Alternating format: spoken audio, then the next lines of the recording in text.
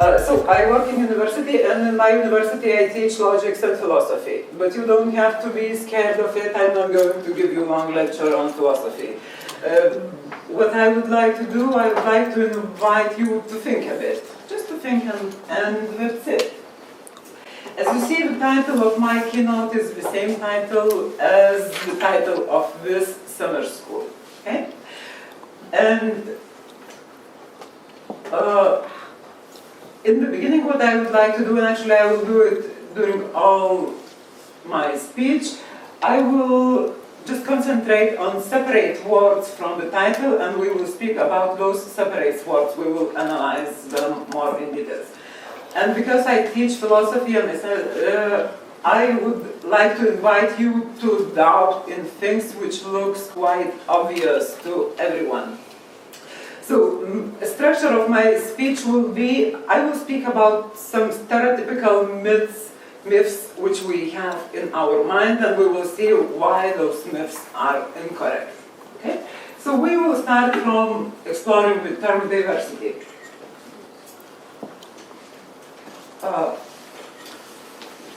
Myth number one. When I came to Pestalozzi in 2006, it was my first time in Pestalozzi, and I saw that the title is Intercultural Education. And I thought, oh my God, where I ended up. We are so mono in Lithuania. I mean, we don't have any cultures. We all are white, we all are Christians, we all are Lithuanians, so what I'm doing in the intercultural course. But after it all, I thought, okay, I will prepare. In some case, if some refugee will come to Lithuania, I already will be prepared to those differences. And at this time, I was thinking that intercultural education only is needed in those classrooms where there are people of different nationality, different race, and different religion. And I was so mistaken, because I understood that we differ in very, very many things. For instance, our profession. The way how we spend our free time, things which we eat, our physical abilities or disabilities, our sexual orientations or our preferences, our hobbies,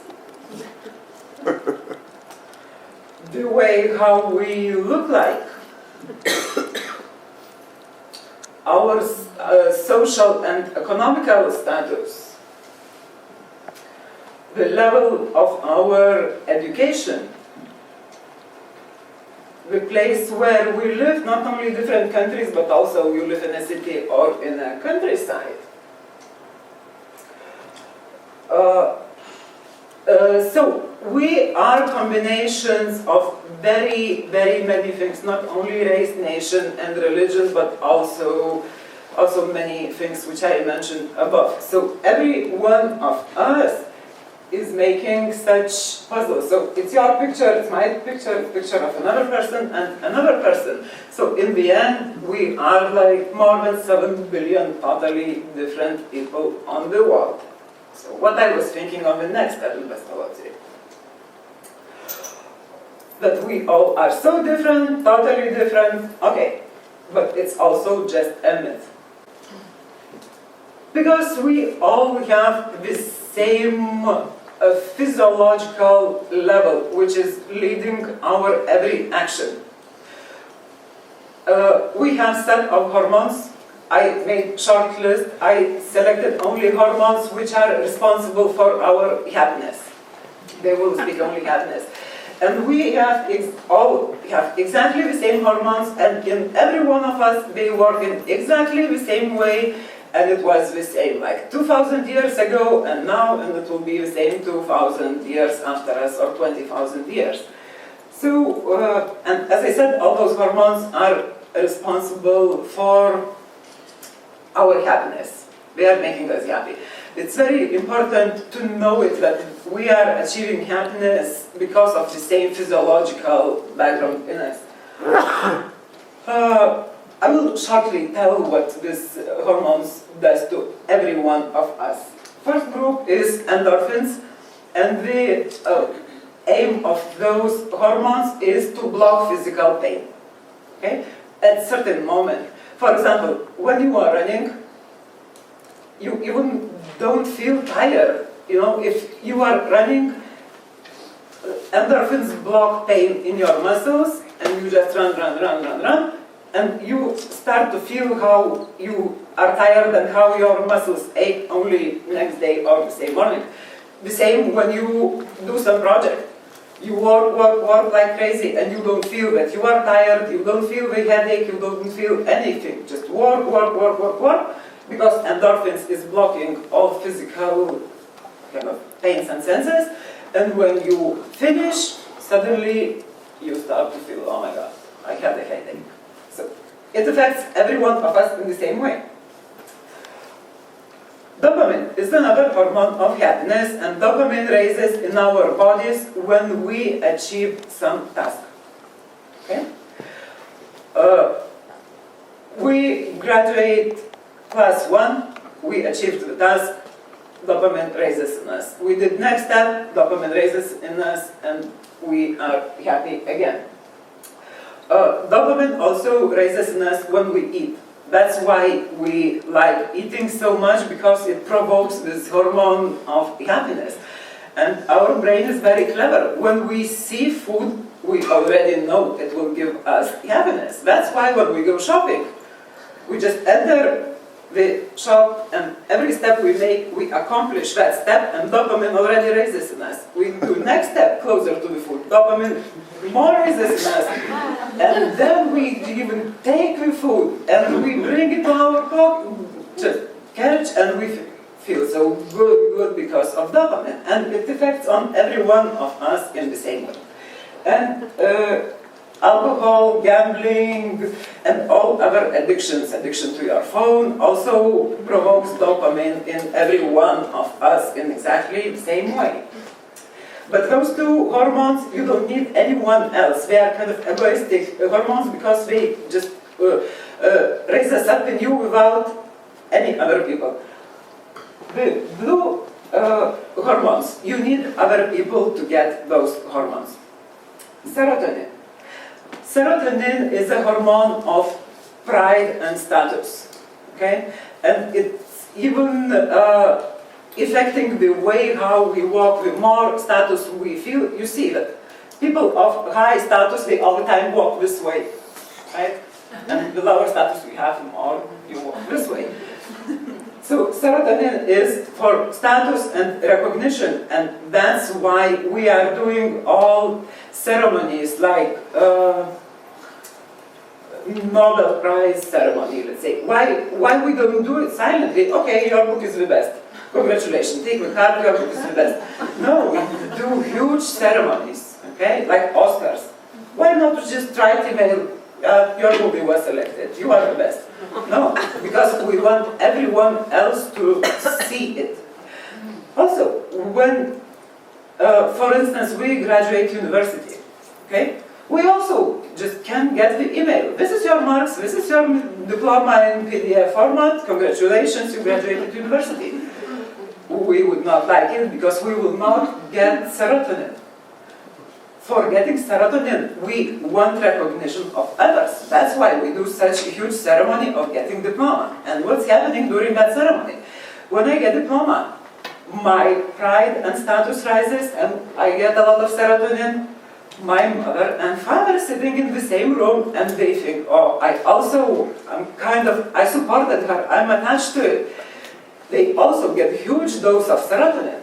My teachers who sit in the same room, they also get huge dose of serotonin. That's why we are inviting all close people to that ceremony, to get that serotonin.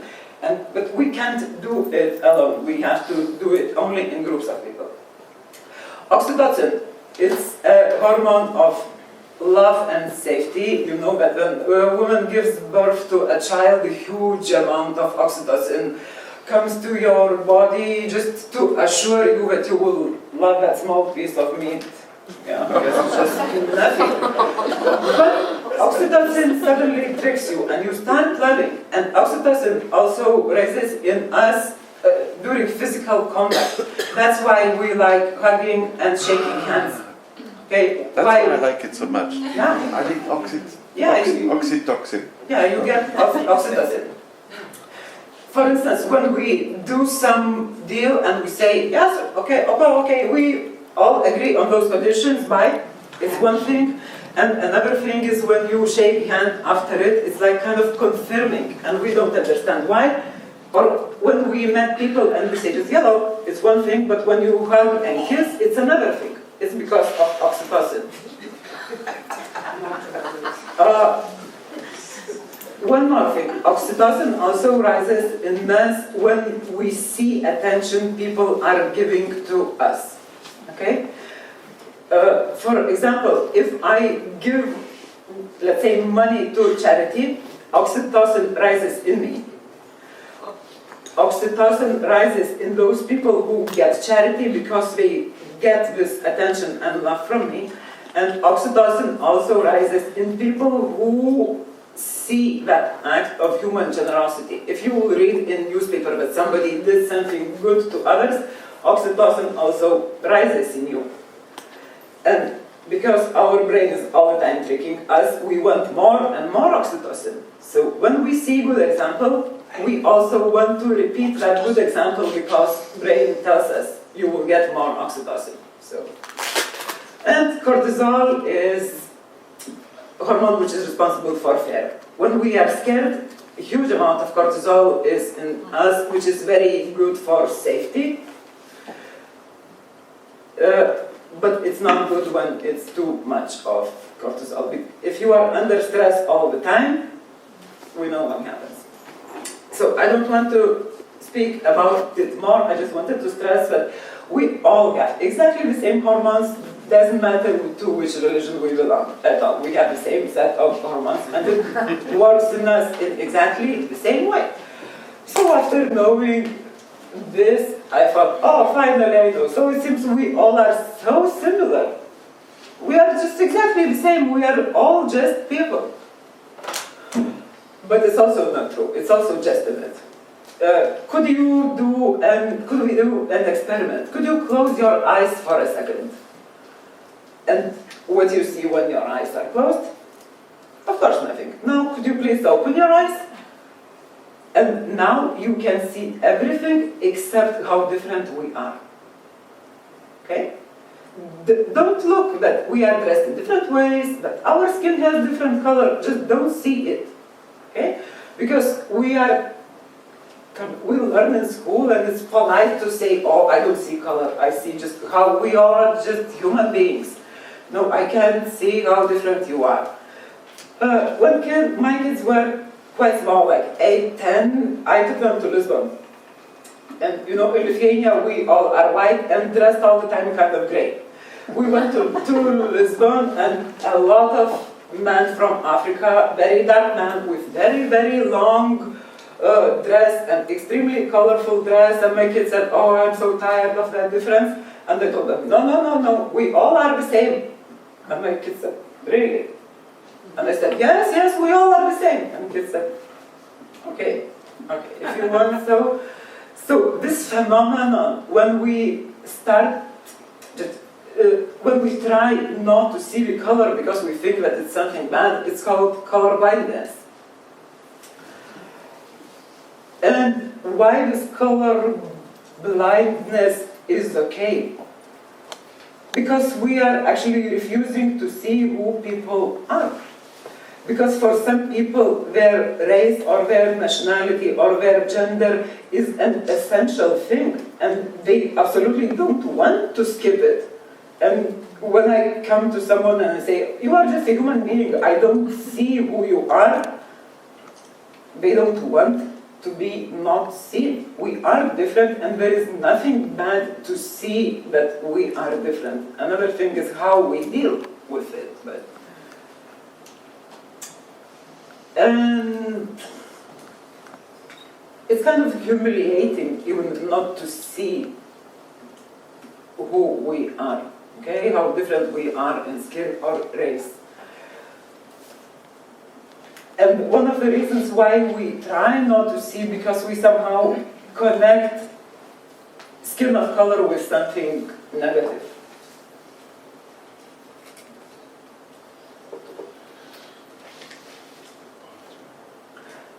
So we are taught in school not to see the color, and it's kind of trend everywhere. Don't see the color, just see that we are people.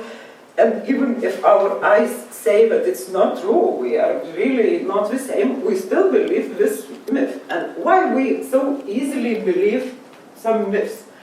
It's just because it's very comfortable for us. It's very nice. We believe in what we want to believe. I will tell you one story of Hoxha. Hoxha is teacher, okay? So Hoxha wanted to make rice with meat, but he didn't have a kazan, you know, big pot to make rice and meat. And he went to his neighbor and said, neighbor, could you give me a kazan? Neighbor said, okay, Hoxha, take it. Hoxha took it, made rice, cleaned the kazan, and bring it back to the neighbor, but not only that big kazan, but the small one inside of it. And neighbor said, Hoxha, what's this? And Hoxha said, you know, your kazan gave birth. And neighbor said, oh, that's so nice, and took both kazans. Okay, next day Hoxha comes back and says, could you give me kazan again? Neighbor said, oh, of course, Hoxha, take it. Hoxha took it, and week passed, another week, and Hoxha is not bringing kazan back. So neighbor came and said, where is my kazan? Hoxha said, died. And neighbor said, oh, how? The same way how it gave birth.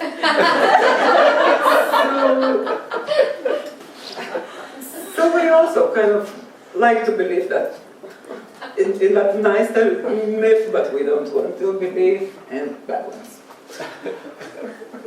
Okay, so some myths why we don't like different people.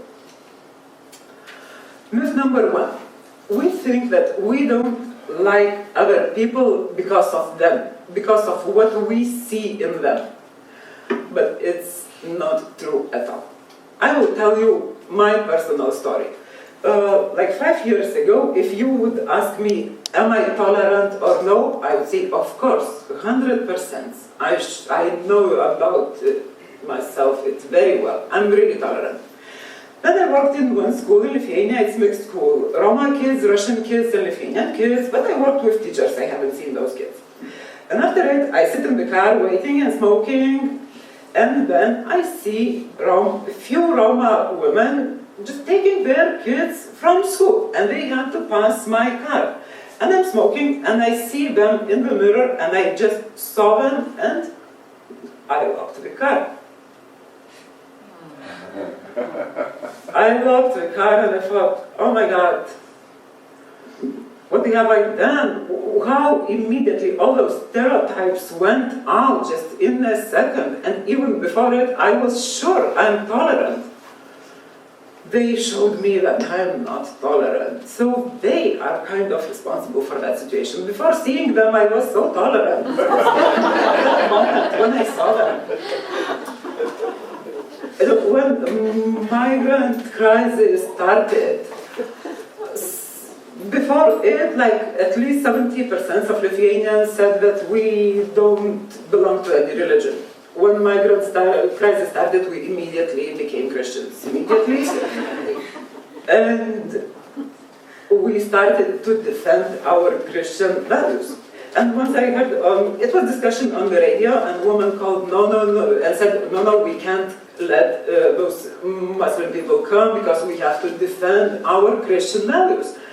And then journalists asked, which exact Christian values you are defending? Like love, support to others, or helping people. Which exact values you are defending? And this woman said, oh, you don't understand anything what I mean. So is it because of them, of those people who are coming, or is it because of us? Because of that something misses in us? And also, when somebody who is not Lithuanian wants to rent a flat in Lithuania, it's almost impossible. We will never rent places to strangers. Again, is it because of them, or is it because of us? because of something in us. So when we meet different people, we don't like not them, we like what they show in us.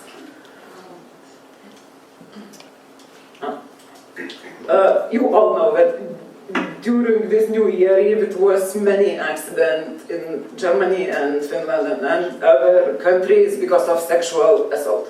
Okay? And then everyone said, come on, we lived so peacefully, what's happening now? But do we really live so peacefully by then? It's statistics of 2014. It's quite before migrants came. You see it. I will not read how many women experienced violence and sexual assault in Europe. In Europe, average is 33% of women experience it. And mostly it happens, like in 79%, rape or beating or any kind of violence happens not in street. It happens or at home or at work. So if we claim that migrants bring it to Europe, no, we had it before. But what happened, migrants made us to see it. Migrants made us to speak about our own problems. That's why we don't like them, because it was so nice not to see those problems, and they kind of made us to see it. It's not nice.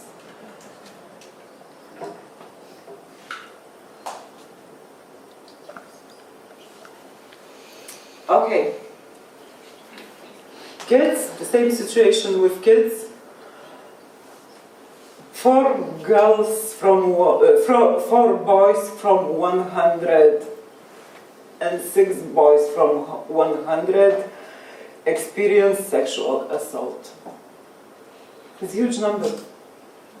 4 boys and 6 girls from 100 is just huge number. Huge number of beaten kids, of left kids, and of psychologically damaged kids.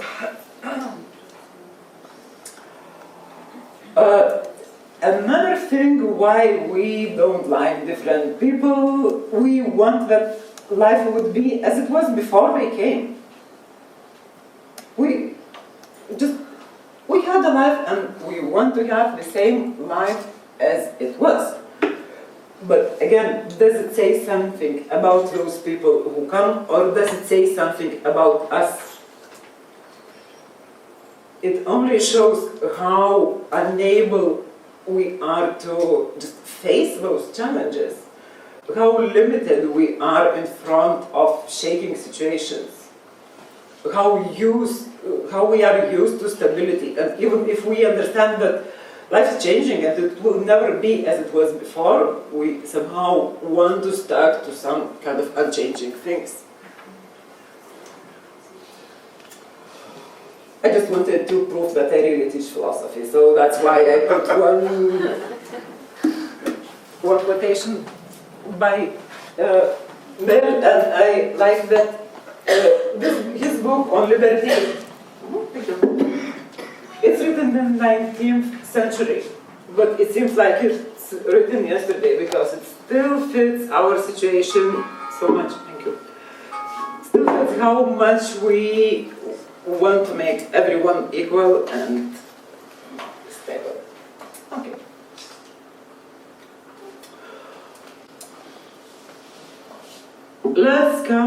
Let's come back to education now. Let's speak about learning and learning together.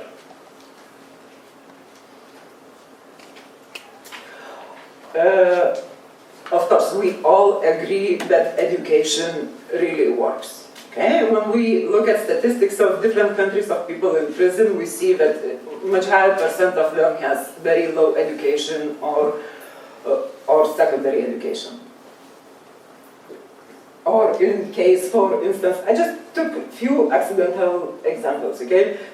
Let's say in Egypt, where 87% of women are mutilated, 74% of uneducated women, they think that it should continue, and only 47% of educated women support that idea. So we really see that education works, okay? Okay, now some myths about education. We think that any type of education is good, and or at least it's much better than no education. It's not true, because 30% or more percent of kids in school in Lithuania are experiencing bullying, and quite often it goes from teachers or parents, not only from kids. And every year about 30-40 kids are killing themselves because of bullying in school. So every year we lose a class of kids in Lithuania because of bullying.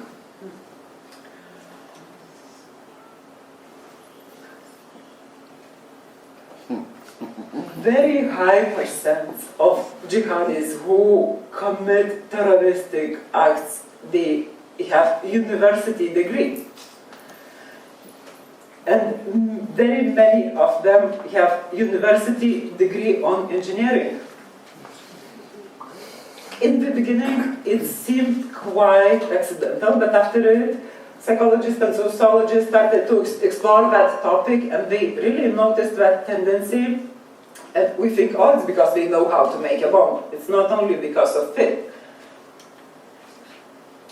Because in engineering, there is only good or bad, right, not right. They are not taught to think critically. And that's why they very easily jump from one direction to one direction, what is good and what is right. They don't have a skill of critical thinking. There are much lower people of humanitarian education who are participating in terrorism.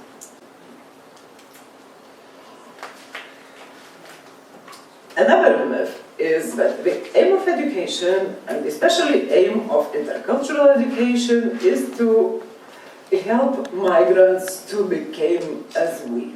Okay? If they come to Lithuania, we have kind of to make them, it would be so nice to make them Christians, and just to teach them Lithuanian language, Lithuanian culture, and the sooner they forget who they were, the better it will be for us and for them, of course. Okay? It's also just a myth, because then society will look like that. Do we want it, and can we even make it? Because society is like this, and there is no way to stop it.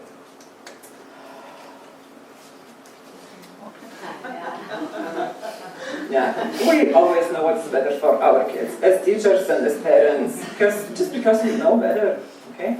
And in general, we know that my way of living is the best way, definitely. And if you want an advice how to live, just come to me, I will give you advice. I will advise you to live in the same way as I live, because definitely it's the best way to live. I will tell, and we are giving those examples very easily. I will tell you one more story about Hoja. Hoja, with his son, they just wanted to go from one village to another village, okay? They took donkey and they go, okay? Hoja is taking son and donkey and they go. They made a group of people, and those people say, Hoja, why you are so silly? Why are you are just carrying donkey? Just sit on the donkey and it will be much better. Hoja said, okay, son, let's get on the donkey. Now they both sit on the donkey. They meet another group of people and they say, how cruel people are nowadays. Such small donkey and two people sit on donkey. It's just impossible. Hoja said, okay, son, just go out of donkey. I will be on donkey, you will go. They go, they meet another group of people. They say, oh my God, what kind of father he is. He is on the donkey and small son, he has to follow him. Okay, Hoja said, come on, son, you get on the donkey, I will walk. They meet another group of people. And they say, oh my God, how that child cannot respect his father at all. All father is going, and the son is sitting on the donkey. So when I think about educational process, it's very similar. Just we have to detect in this situation we are donkey or Hoja or son or those people who are giving advices. Education policy makers.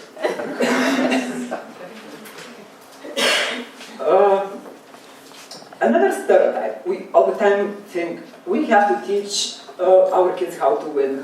Because our society is so full of concurrence and competition, we have to teach them how to win. When we were in Strasbourg in conference on Teachers Manifesto, it was a question from one participant, how we should reform educational system in Europe that our students would be able to win over students from China. And even if this question comes, how should I win? It means I already see that my kind of enemy or other person is much stronger than me. So is it wise to think, how should I win? There is no way to win. The only way is to find a way how to become friends and to cooperate. And when we speak about winning, I never understood what is the prize in the end. What exactly we are teaching them to win. And what will be the price of that winning. Even if they will win the position, they will pay such price that they will not want that position. Okay. Day of tolerance. Oh, we like it in our school so much. You know? And then what happens? It's Day of Tolerance. Everyone is friendly, and usually we also make some posters, huge posters and flowers, and it's Day of Tolerance. And next day it's as always, because the Day of Tolerance ended. Okay? So actually we have 1 day of tolerance and 364 days, just normal days.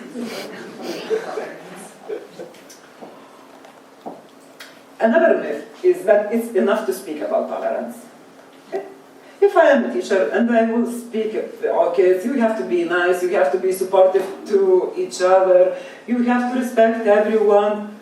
But you, John, you are so silly. Oh, come on, you are even not Lithuanian. Just sit and shut up in the end of classroom. You are always annoying. Can you stop? And kids, let's go back to the topic. Our topic is tolerance. Don't forget that it's rude to abuse people. Come on, John, stop doing it. Okay, so our words just will miss the point, and it's not our words. We even cannot say it. We may speak about tolerance and then look at poor John and continue speaking about tolerance and look at our child and say, and continue speaking. So our body language may show much more even than our speaking.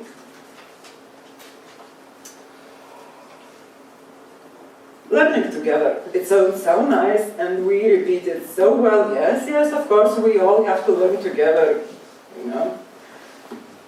Do we really think that way? I'm sure that most teachers in Lithuania still think that I'm a teacher, I came to teach and kids came to learn, so that's what we are going to do. Okay? But those teachers speak in a very nice way. My professor in university, who is teaching philosophy of education, she speaks a lot about tolerance and about among students and professors, they are absolutely equal. Absolutely. And then it's a meeting where I have to defend my PhD. Of course, we all sit, professors and students, around the table because, you know, everyone knows that we have to sit around the table. Then it's time to serve coffee. They serve coffee to professors, but not to students. Okay?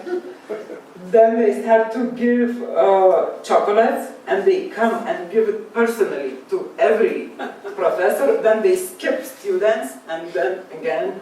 So no, speaking is one thing, but practicing it is absolutely another thing. I sometimes work with teachers and I say, oh, how it's important to include teachers, how it's important to include parents, how it's important that kids and teachers would work together in same projects, on the same activities. And my students really believe in it, and they go to schools and they try to practice it. And after it, they say how it works. So, for instance, one of my students said, I came and I wanted to play one game, kids and teachers. And the teacher said, I'm going to play games with this small, dirty frog? No way. No. Okay? But if you will ask, they will say, of course, we all are together.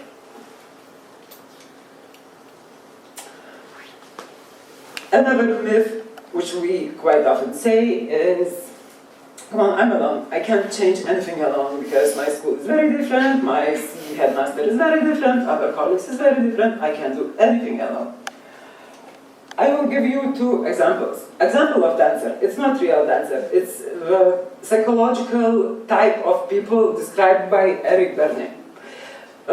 So dancer. It's a woman, and she all the time says, "Oh, I wanted to be dancer so much, but you know, I was married, and my husband wasn't supporting that idea, so I even didn't start to speak about it.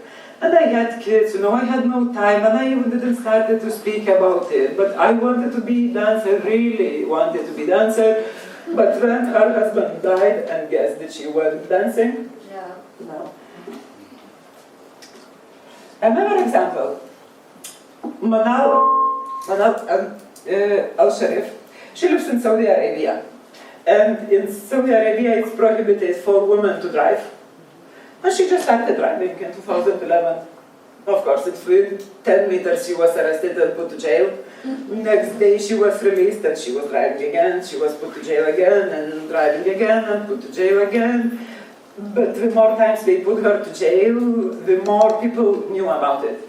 And other women started to follow her, and it's still illegal to drive in Saudi Arabia, but they still fight it. And she started it only if it was a question of really of life and death, not just fun.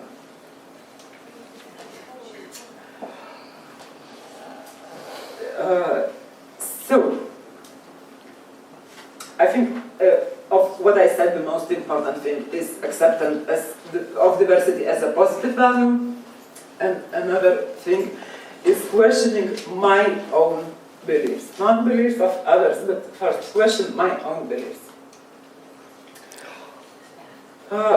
That's why, because of that respect to diversity, I told you not Lithuanian stories, but stories of Hoxha, Nasruddin Hoxha. He was Sufi in Iran in 13th century. In Turkey.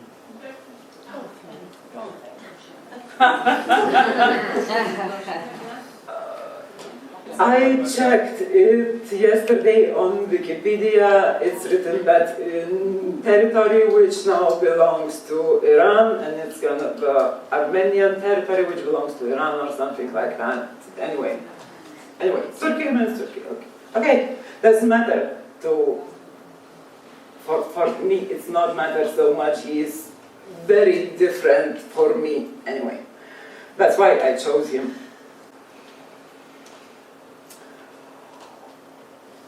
Okay, one word is left from our title, future. Okay. We speak about future so much that we even stop thinking about what's happening now. So we are preparing to better future. People are dying, trying to cross the sea. And we are preparing for future, forgetting to see about them. And we are very worried about future because we kind of try to project what will happen in future. I will tell you one more last story. It's a Kurdish fairy tale. My Kurdish students told me that fairy tale, and I liked it so much. It looked like my biography, really. It's a family in the village, man, woman, and they have a son, and it's time for that son to marry. And they live in the house, they live in a part of the house, then it's kind of middle room, and animals in the next room. So parents find a bride, and they bring it to the house, and bride is waiting in that middle room in the corridor. And she was waiting, and she wants to fart. And she wants to fart. And she thinks, but what will happen if I will do it? Okay, maybe nothing. And she did it, and then he started to make, the sound. And she thought, oh my God, what have I done? What will happen now? And she said, Donkey, could you please not to tell everyone what have I done? But Donkey was continuing to make that noise. And she said, oh my God, what will happen now? My fiancé definitely will not want to marry me, definitely. And I will have to come back to my village. It will be such shame to my parents. Nobody never will want to marry me. It will be shame forever. it will be shame for my fiancé. I destroyed my family, I destroyed his family, and she's crying, absolutely crying. The future mother-in-law comes and says, what happened? She said, oh my God, you can't imagine what have I done and what will happen now. It will be shame, it will be this, and will be this, and mother-in-law also starts to cry, they both cry. Father-in-law comes and asks what happened, we say, oh, you can't imagine what will happen now. This happened, and father says, oh my God, really, this will happen now, and they all cry. Then the future husband comes and he says, what's going on? And fiancé says, you will never want to marry me because of what I did, and he says, come on, it's just nothing, but because of the way how you are acted, you are really crazy, I don't want to live with any one of you, and he left and went to explore the world. He goes through the world, and he wants to drink. He finds another setting, mother, father, and daughter lives in that house, and he comes and says, I want to drink. And father says, of course, I will send my daughter to the water spring to bring you a fresh water, he says. Okay. Daughter goes to bring the water, and she goes and thinks, oh, my destiny is so good to me. What will happen now? Look, this guy will like me, and most probably he will ask for my hand. And he will ask for my hand, and my parents will agree, and we will start living together. We will have a very nice house, many animals, and we will have a son. And then I will have to go to take water. I will be not alone. I will take my son together with me. And she goes, and on the way it's a big mud, and she has to cross that mud, and she thinks, oh my God, what will happen? My son definitely will fall in that mud and he will die. And she starts to cry. She starts to cry, she cries. And woman of the house comes and says, what happened to you, why you are crying? And she said, oh, I was just imagining my future, and I saw what will happen in that future, and when I saw it, that my son will die, they both cried, and father comes, they all cry, and then man comes, they all cry because of what will happen in the future. And then the man comes and he says, okay, my parents and my fiancé were crazy too, thinking about what will happen, but you are even worse. I will go to my parents because even if they are crazy, they are at least my parents. So he came back. This sounds as my biography. Every time when I just think about making a step, I start to think, what will happen in tomorrow, in 5 years, in 10 years, and just start and move my leg back. Thank you.